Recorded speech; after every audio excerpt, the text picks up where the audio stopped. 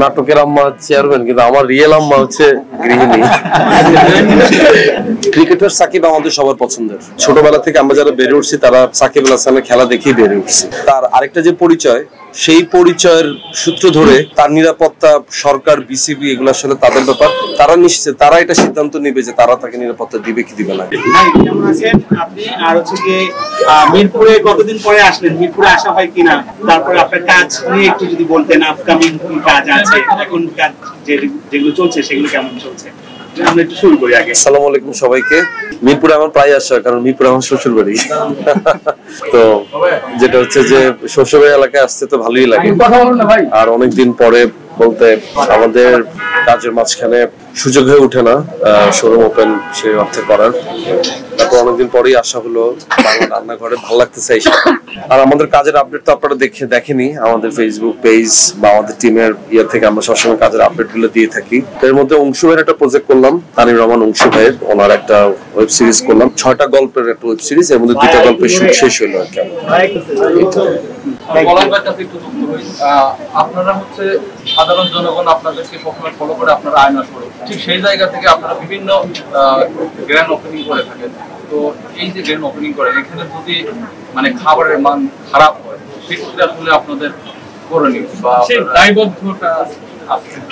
আচ্ছা, মানে আপনাদের বলতে কাকে বুঝেছেন জানি না, বাট আমি স্পেসিফিকলি আমি যেটা করি সেটা হচ্ছে যে আমি খুব রেয়ারলি এরকম ওপেনিং এ থাকি এবং আমি সবকিছু বিচার বিশ্লেষণ যাচাই বাছাই করে তারপরে আসি। এই যাচাই বাছাই ছাড়া আমার কেউ পাবে না আসলে। মানে এরকম না যে আমরা টাকা দিল নিয়ে আসলো, এই সুযোগটা নাই আমার সাথে।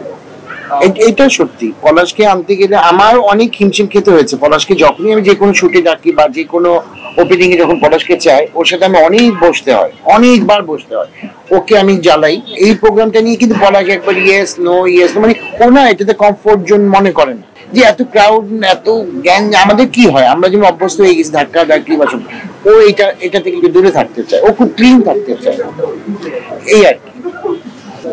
ভাই আমি একটা প্রশ্ন বলতে চাই, আপনার এই বাংলা রান্নাঘরে কি ধরনের খাবার পাওয়া যাবে এবং কোনো ডিসকাউন্ট আছে কিনা? হ্যাঁ, ডিসকাউন্ট তো অবশ্যই আছে। আমি একটা যোগ করে দেই, ভাইকেই কেন নিয়ে আসলেন? আরো তো সেলিব্রিটি বাংলাদেশে আছে। ভাইকে নিয়ে আসার পিছনে কারণ হচ্ছে এটার এই রেস্টুরেন্টের ওনার হচ্ছে আমার ওয়াইফ। তো আমার ওয়াইফ হচ্ছে ভাইয়া অনেক মানে বিগেস্ট ফ্যান বলা যায়। তো ওর কথা হচ্ছে যে যত যাই হোক আমার ভাইকে লাগবে, এই জন্য আমরা একটু পলাশের শিডিউল পাওয়ার পর কিন্তু আমরা যেটা ফাইনাল করি। আমরা আমাদের এটা ওপেনিং করার প্ল্যান ছিল গত মাসের 5 তারিখে, কিন্তু ভাইয়া সম্ভবত দেশে বাইরে ছিল, এর জন্য আমরা এই ডেটটা চেঞ্জ করে এই 1 তারিখে নিয়ে আসছি।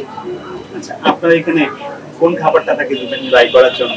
আমি আমার এখানকার সবগুলা খাবারই দিব, এর মধ্যে ভাইয়া যেটা পছন্দ সেটা টেস্ট করে আপনাদের সবাইকে জানাবো। আপনার আম্মু কি আসলে কি এলাকার কি চেয়ারম্যান? আমার আম্মা একজন নাটকের আম্মা চেয়ারম্যান, কিন্তু আমার রিয়েল আম্মা হচ্ছে গৃহিণী। Thank you.